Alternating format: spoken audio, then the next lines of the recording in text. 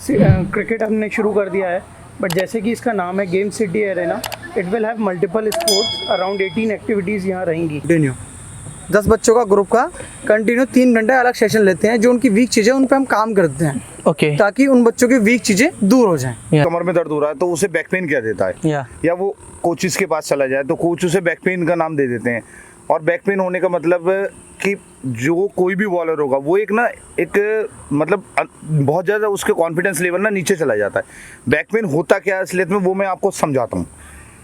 देखिए, ये एनालिसिस नंगी आंखों से नहीं देख सकते हैं आप, या आंखों से नहीं देख सकते हैं। इसके लिए हमारे पास एक टेक्निक है, वीडियो। दोस्तों, स्वागत है आपका फिर से मेरे YouTube चैनल में। और जैसे कि आपको पता है, मैं क्रिकेट से रिलेटेड वीडियो लाता रहता हूं, और आज की जो हमारी वीडियो है वो एक और एकेडमी के लिए पेश हुई है। मैं आज एक और एकेडमी का रिव्यू करने वाला हूं। तो भी कुछ बाकी की बातें हैं वो हम वीडियो के अंदर चलते हैं, तो लास्ट तक वीडियो में बने रहिए।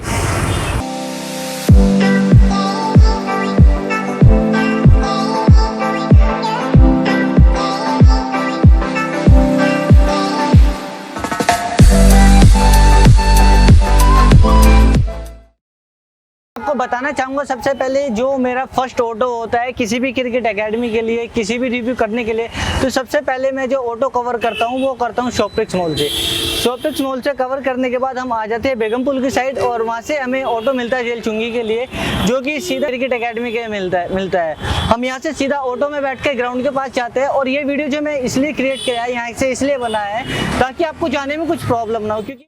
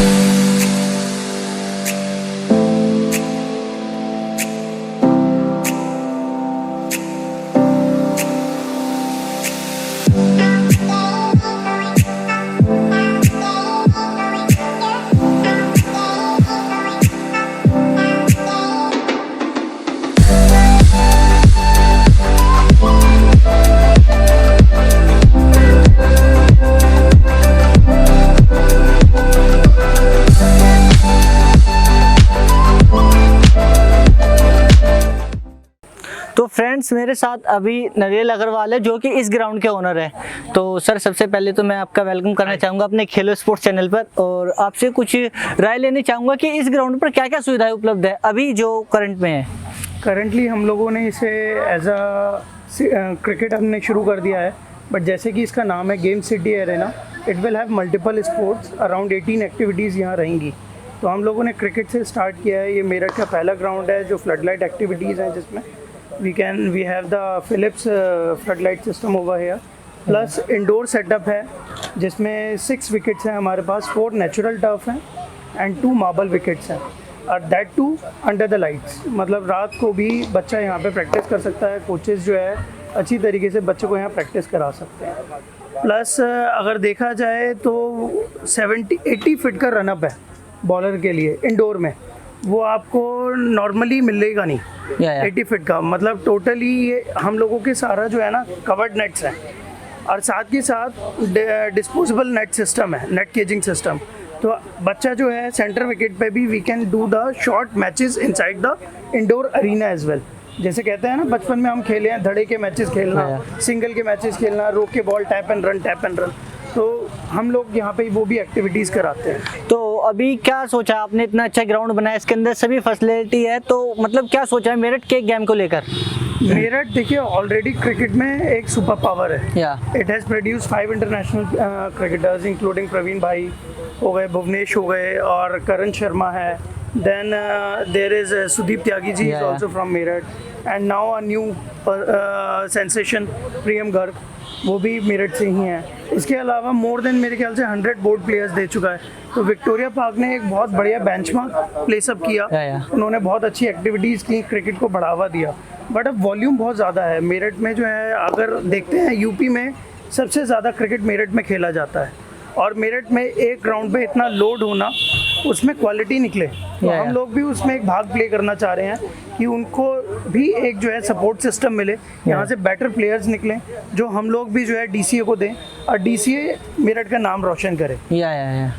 तो अभी जो आपने करंटली आगे लाने के लिए क्या सोचा है इस ग्राउंड में सुविधाएं? हालांकि अभी तो जितनी सुविधाएं हैं तो मेरे हिसाब से मेरठ में ये पहला ही ग्राउंड है जितनी सुविधाएं मैंने इसमें देखी है। प्राइवेट सेक्टर पे ये एक प्रोफेशनल ग्राउंड है ना। ये करंटली एज आई सेड कि गेम सिटी एरिना बहुत सारे मल्टीपल गेम्स रहेंगे यहाँ पे। क्रिकेट हमने शुरू कर दिया है। It will have the football 90 by 45 metre का जो है अच्छा। फुटबॉल अरीना बनेगा। Okay. 200 बच्चों की डॉर्मेटरी रहेगी। या। बैडमिंटन के कोर्ट बनेंगे 4। या। लॉन टेनिस के 2 कोर्ट्स हैं। बास्केटबॉल का कोर्ट है, वॉलीबॉल का कोर्ट है। इसके अलावा शूटिंग रेंज भी हम लोगों ने प्लान किया है, स्क्वैश कोर्ट्स प्लान किए हैं, बॉक्सिंग रिंग प्लान की है, wushu, kabaddi, fencing, multiple sports are there. Yeah. जो इसका गेम चेंजर है, क्योंकि I have a hospital as well, तो we are from the hospital field. तो Okay. हम लोग जो बच्चों के लिए प्लान कर रहे हैं, एज अ क्रिकेटर मैंने देखा है मैक्सिमम जो प्लेयर्स हैं वो इंजरी प्रोन होते हैं या। यंग एज में। ये सबसे ज्यादा होता तो है। हम लोग यहाँ पे जो है एक स्पोर्ट्स कंसल्टेंसी प्लस एक स्पोर्ट्स रिहैब सेंटर डेवलप कर रहे हैं जिसमें एक्वा जिम रहेगा, फैसिलिटीज़ रहेंगी, फिजियोथेरेपी सेंटर रहेगा, इन हाउस कैंपस है। या। तो बच्चे को कहीं जाने की बाहर ज़रूरत नहीं है, उसे नेचुरल यहाँ गाइडेंस मिलती रहेगी, कोचेज़ की, डॉक्टर्स की, फिजियोथेरेपिस्ट की, जिम ट्रेनर्स की। तो एक कंप्लीट पैकेज है एकेडमी का। या। तो यहाँ पे बच्चा अगर आएगा तो उसे कंप्लीट पैकेज मिलेगा कि उसे कहीं बाहर जाना ही नहीं पड़ेगा, उसकी यहीं कंसल्टेंसी, यहीं सारी चीज़ें रिजॉल्व होती रहेंगी। ओके, थैंक यू सर, आपने हमें इतना टाइम दिया और इतनी कुछ बातें बताई। और सर अभी मेरठ के क्रिकेट के लिए इतना कर रहे हैं, सभी लगभग सभी स्पोर्ट्स इन्होंने कवर करने का सोचा है और सोचा हो ही जाएगा। इतना अच्छा ग्राउंड है यहाँ पे और सबसे मेन चीज़ देखी जाए तो थर्ड एम्पायर की भी सुविधा है।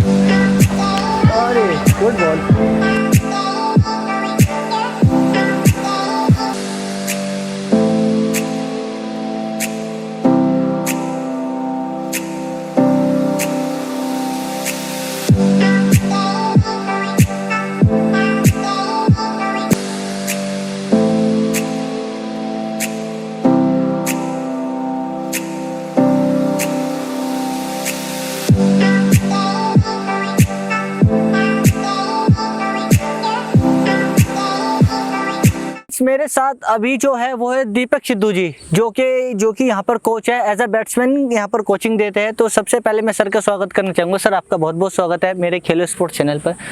तो सर सबसे पहले मैं आपको एक सवाल है मेरा काफ़ी दिन से कि ग्राउंड पर आ रहे हैं पर टाइम किसी और चीज़ों को देते हैं, क्या उसके लिए वो सही है या फिर टाइम ही वेस्ट कर रहे हैं? वो मैं बताता हूँ आपको।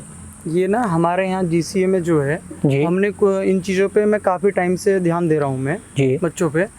वो घर से आके इन चीज़ों में टाइम वेस्ट कर रहे हैं, वो क्रिकेट खेलने के लिए नहीं आते, जी, वो जी। अपना टाइम वेस्ट कर रहे जी। हैं, अपना भी और फैमिली वालों का भी। जी। दूसरी बात, हम इन चीज़ों के लिए बहुत ज़्यादा हम अपने आप में वो हैं कि इन चीज़ों को हम छोटी छोटी चीज़ों को नोटिस करते हैं कि जो ये बच्चे हैं कि अपना फ़ोन चला रहे हैं या थोड़ा मिसबिहेवियर कर रहे हैं। सपोज दैट जैसे हम कोशिश करते हैं कि बच्चा ग्राउंड पे जब आता है तो वो सभ्य तरीके से ग्राउंड पे रहे। हम कोशिश करते हैं कि बच्चा कोई भी, हमने बच्चों को यही सिखाया है कि मिसबिहेवियर ग्राउंड पे नहीं चलने का। अगर कोई बच्चा थोड़ा सा मिसबिहेवियर करता है या आपस में भी कभी कभार बच्चे सर से अलग कोचिज हट के गालियाँ देने लगते हैं, गाली यूज़ करते हैं एक दूसरे से, उस चीज़ के लिए हम काफ़ी सख्त हैं। उस चीज़ के लिए हम क्या करते हैं कि कोई बच्चा हमें ऐसा गाली देता है, वो मिल जाता है, पकड़ा जाता है वो, तो हम उसको हम ग्राउंड से बाहर भेजें, चाहे बच्चा वो कितना ही टैलेंटेड हो, चाहे कैसा ही हो। ऐसे बच्चों की हमें ज़रूरत नहीं है, हमें अपने ग्राउंड पे ज़रूरत है सभ्य बच्चों की, जो अच्छी तरीके से ग्राउंड को मेंटेन करके रह सकें, प्रैक्टिस कर सकें। तो सर ऑब्वियसली सी बात है, अगर जो आप सोचते हो कि इतना टैलेंटेड हो या फिर सीनियर हो तो इससे अच्छी तो कोई बात हो नहीं सकती, क्योंकि आप कुछ भेदभाव करते नहीं हो। सर मतलब एक बैट्समैन के लिए क्या ड्रिल होनी चाहिए? ज़्यादातर एक ट्रायल के टाइम पर वो सोचता है कि ग्राउंड पे जाऊंगा, नेट पे जाऊंगा, बड़े बड़े शॉट्स मारूंगा, तो क्या होना चाहिए? देखो बैट्समैन की सोच आजकल के बच्चों की ना, जो ताकत से मारने के लिए चले जाते हैं, बड़े जो T20 का आजकल गेम आ गया है, तो बच्चों में माइंड सेटअप उनका वहीं पे होता है कि बड़े बड़ी लंबी लंबी हिट मारूंगा तो मेरा सिलेक्शन हो जाएगा, या छक्के मारने के लिए जाऊंगा लोग मेरे को नोटिस करने ले जाएंगे। ये चीज़ नहीं होती। हमेशा से ज़्यादातर बच्चे यही कोशिश करें कि क्लास के लिए जाएं, जो सामने वाला सेलेक्टर है, कोई भी हो, कोई भी इंसान हो, चाहे सेलेक्टर हो, कोच हो या अदर बच्चे भी हों, तो उसकी वो क्लास देख के इम्प्रेस हो। सबसे मेन इफेक्ट यही होता है कि आपकी पर्सनैलिटी अच्छी है, आपका जो खेलने का अंदाजा है वो अच्छा हो, सामने जो मतलब कोई भी अगर हो तो सबसे पहले चीज़ इम्प्रेस होना बहुत ज़रूरी है। वो आपकी क्लास को देख के इम्प्रेस होगा, ना कि किसी और चीज़। क्योंकि मैं देखता हूँ ना कि कुछ लोग बात सोचते हैं कि अगर जो मैंने मीडियम पेसर को बॉल डाला, मीडियम पेसर ने बीट कर दे, तो सोचते हैं कि स्पिनर को अच्छा कर देंगे, वो मारने के लिए ज़्यादा जाते हैं। तो क्या है टाइमिंग? हमने यहाँ पे 3 बजे से और 6:30 बजे तक रखी हुई है। अच्छा। और उसके बाद हमने एक सिस्टम और बना रखा है यहाँ पे, जैसे कुछ बच्चे अच्छे हैं, हमने कैटेगरी यहाँ पे बनाई है, कैटेगरीज यूज की है, जैसे क्लासेस में होती है A, B एंड C। जो सबसे डल बच्चे हैं वो C कैटेगरी में, जो B है वो उनसे थोड़े ठीक होते हैं, और A में थोड़ा अच्छे होते हैं। हमने वो कैटेगरी यहाँ पे डिवाइड की है, मतलब बच्चों में भेदभाव करने के लिए नहीं, बच्चों का टैलेंट में थोड़ा अच्छा करने के लिए, कि बच्चे जो C वाले हैं उनको मेहनत कराई जाए और वो कोशिश करें, उन पे एक लालच पैदा हो जाए कि वो B टीम में जाएंगे, B कैटेगरी में। B वाले बच्चे मेहनत करेंगे, वो उनको लालच हो कि वो A टीम में जाएंगे, हम कब उस लेवल के हो जाएं कि हम A टीम में प्रमोट हो जाएं। तो उस चीज़ के लिए हमने कैटेगरी बनाई हुई है। और उसमें क्या करते हैं हम, कभी कभी हम उनका कुछ बच्चे 10-15 10 बच्चों का या 15 बच्चों का ग्रुप बना लेते हैं। उनको हम क्या करते हैं, उनको मॉर्निंग में 8 बजे बुला लेते हैं और उनका एक अलग से सेशन लेते हैं कंटिन्यू। 10 बच्चों का ग्रुप का कंटिन्यू 3 घंटे अलग सेशन लेते हैं, जो उनकी वीक चीज़ें उन पर हम काम करते हैं, ताकि उन बच्चों की वीक चीज़ें दूर हो जाएं। इसको दीपक सिद्धू जी ने हमें पूरा एक्सप्लेन करके समझाया। तो फ्रेंड्स स्वागत करता हूँ मैं आपका। मेरे साथ अभी है अनुज गुप्ता, जो यूपी के लिए अंडर-19 खेले। सर आप कितने टाइम यूपी के लिए क्रिकेट खेले? मैं खेला करीबन 2002-2003, उसके बाद इंजर्ड हो गया था।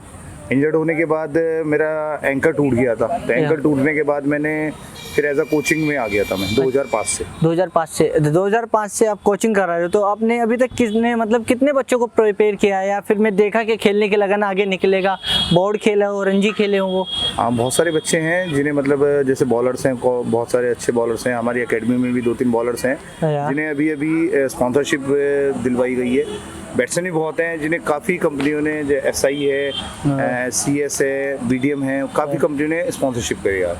अच्छा, तो सर एक मतलब सबसे मेन चीज़ होती है कि एक बॉलर की डाइट, बॉलर की जो डाइट होनी चाहिए वो क्या डाइट होनी चाहिए? क्योंकि ये सबसे ज़्यादा सवाल पूछा जाता है मुझको इंस्टाग्राम पर लेकर। देखिए बॉलर की डाइट डिपेंड करता है उसकी एज, उसकी हाइट और उसका वेट, उसके ऊपर। तो जब बॉलर की जो हाइट होगी, वेट होगा, उसके अकॉर्डिंग ही बॉलर की डाइट मेंशन करी जाती है। ऐसा नहीं है कि सारे बॉलर एक ही डाइट खाएंगे, या कोई अगर 5 फुट का बॉलर है, कुछ 7 फुट का बॉलर है, तो दोनों की डाइट सेम नहीं हो सकती। किसी की बॉडी अलग है, किसी की बॉडी अलग है, तो वो हाइट से, वेट से, उसके अकॉर्डिंग डाइट चार्ट बनता है। और सबसे जो मेन चीज रहती है एक फास्ट बॉलर को, एक लाइन और लेंथ, सबसे मेन चीज जो फोकस करता है वो स्पीड बढ़ाने के लिए, उस पे क्या फोकस किया जा सकता है एंड उसकी क्या टेक्निकल ट्रिक है? देखिए, मेन क्या है कि पहले जब हम लोगों की क्रिकेट होती थी तो तब क्या होता था कि जो कोचेस होते थे वो लॉन्ग रनिंग बहुत ज़्यादा कराते थे, ठीक। बट अब क्या है कि लॉन्ग रनिंग एक दिन करनी चाहिए, 5 दिन स्पीड वर्क करना चाहिए। तो स्पीड वर्क जितने ज़्यादा करा जाएगा, एक दिन लॉन्ग रनिंग मतलब 20 मिनट या 30 मिनट रनिंग, और बाकी का जो 5 दिन है उसमें जो है लॉन्ग मतलब स्पीड वर्क करना चाहिए बॉलर्स को। और एक दिन हमेशा, चाहे बैट्समैन हो, बॉलर हो, कुछ भी हो, उसे एक दिन बिल्कुल स्टे करना चाहिए, ग्राउंड पे आना नहीं चाहिए, बिल्कुल रिलैक्स करना चाहिए बॉडी को। तो सर बैक पेन होता क्या है? कुछ लोग बाग देखते हैं कि यहाँ पे दर्द हुआ तो उसको बैक पेन का नाम दे देते हैं, रियलिटी में बैक पेन है क्या? थोड़ा एक्सप्लेन करें। बैक पेन क्या है कि बैक पेन एक ऐसी चीज़ है कि जिसमें हर प्लेयर ना, अगर उसे कमर में दर्द हो रहा है तो उसे बैक पेन कह देता है, या वो कोचेस के पास चला जाए तो कोच उसे बैक पेन का नाम दे देते हैं। और बैक पेन होने का मतलब कि जो कोई भी बॉलर होगा वो एक मतलब बहुत ज़्यादा उसके कॉन्फिडेंस लेवल ना नीचे चला जाता है। बैक पेन होता क्या है असलियत में, वो मैं आपको समझाता हूँ। बेटा इधर आओ। बैक पेन क्या है? बैक पेन जैसे ये जो चीज़ है, ठीक है, या यहाँ है, यहाँ है, यहाँ है, ये बैक पेन नहीं होता है, ये मसल्स पेन होता है। अच्छा। मस्कुलर पेन होता है उसकी वजह से। और क्या है कि बच्चों को ये होता है कि ये बैक पेन है। बैक पेन एक्चुअल में यहाँ होता है। अच्छा। बैक पेन जब यहाँ होगा तभी वो बैक पेन होता है, यहाँ या यहाँ वो बैक पेन नहीं होता है, ठीक। अब होता है क्या कि बैक पेन का एक पता होना चाहिए। बैक पेन का सबसे मेन रीज़न कि पीछे जो एक टी शर्ट जैसे पहनते हैं और पीछे एक जाली लगी होती है, तो बॉलर्स को वो जाली वाली टी शर्ट यूज़ नहीं करनी चाहिए। क्योंकि जब हम लोग बॉल फेंकते हैं और हवा चलती है और पसीना आता है, तो अगर उस पोर्शन पर हवा लग गई तो वहाँ से बैक पेन स्टार्ट हो जाता है। ये चीज़ होती है एक्चुअल में बैक पेन। तो बैक पेन के लिए एक तो बॉलर्स को क्या करना चाहिए, जैसे वर्कआउट करा, बॉल डाली, तो 2 टी शर्ट रखनी चाहिए, एक सूखी, एक जैसे पसीना हुआ वो टी शर्ट चेंज कर ली। ये चीज़ है। फ्रेंड्स, मैं सर का ज़्यादा ना टाइम लेते उनको कोचिंग वगैरह देखने, तो मैं थैंक यू करना चाहूँगा। थैंक यू सर, आपने अपना बहुमूल्य समय हमें दिया। Thank you so much. Thank you. तो फ्रेंड्स, मेरे साथ अभी शकील सर है और इन्होंने लेवल 1 का जो कोर्स है वो पूरा करके रखा है। तो सर, जो मेन चीज़ होती है वो होती है एक बॉलर के लिए कि एक बॉलर का हाथ ऐसे आता है तो वो तिरछा हो जाता है, कान के पास से नहीं आ पाता, उसके लिए क्या प्रॉब्लम रहता है वो? देखिए, ये एनालिसिस नंगी आंखों से नहीं देख सकते हैं आप, या आंखों से नहीं देख सकते हैं। इसके लिए हमारे पास एक टेक्निक है वीडियो एनालिसिस की। या वीडियो एनालिसिस में हम एक क्राइटेरिया होता है, किस बच्चे का हेड इधर है, या हेड फॉल हो रहा है, या आगे वाला पैर लैंड कहाँ होना चाहिए, कहाँ नहीं हो रहा है, उस बच्चे का कहाँ हो रहा है। नेचुरल, कोई भी प्लेयर एक नेचुरल होता है, उस नेचुरल को छेड़ना नहीं चाहिए। या मेरा सोचना है, हो सकता है उस नेचुरल से वो ऑप्टिमम परफॉर्मेंस कर सके, लेकिन अगर उसको इंजरी हो रही है, किसी प्रॉब्लम हो रही है, तो सबसे पहले हम लोग जाते हैं उसकी एक्शन में, या उसके एक्शन में जाते हैं कि भाई उसका हेड कहाँ जा रहा है, हेड की वजह से कौन सी मसल्स इन्वॉल्व हो रही है। तो उसको इंजर्ड हो रहा है प्लेयर, एक मैच में इंजर्ड होना मतलब उसका साल खराब बेकार होना है। तो हम लोग उसको एक बेसिकली पूरा चार्ट देते हैं, प्लेयर को पूरा बताते हैं और कैसे आगे करना वो। अच्छा, और सबसे मेन चीज़ जो देखी जाती है वो देखी जाती है एक बॉलर का जो फुट होता है वो तिरछा पड़ता है, सीधा पड़ेगा तो उसको यहाँ पर दर्द होता है, तो उसके लिए क्या प्रॉब्लम होती है? ये दर्द एक्चुअली एक्शन के ही से रिलेटेड है। एक्शन में अक्सर होता है, बॉलिंग एक्शन में कुछ प्रॉब्लम होना, फुट उसकी अकॉर्डिंग टू बायोमैकेनिक्स नहीं होती है, बायोमैकेनिक्स होती है स्पोर्ट साइंस। तो स्पोर्ट साइंस में बायोमैकेनिक्स होता है, अगर उसकी बॉडी बायोमैकेनिक्स के हिसाब से नहीं चल रही है तो वो कहीं ना कहीं इंजर्ड होगा। लेकिन हमें उसका नेचुरल कहीं नहीं ख़त्म करना है। किसी भी प्लेयर का हमको नेचुरल जो हो सकता है, नेचुरल उसकी स्ट्रेंथ है, वो स्ट्रेंथ को चेंज नहीं करना है और उसकी नेचुरल पे चलना है, और जो थोड़ा बहुत चेंज होता है वो कराना है। धन्यवाद करना चाहूँगा, इन्होंने अपना इतना बहुमूल्य हमें समय दिया। Thank you.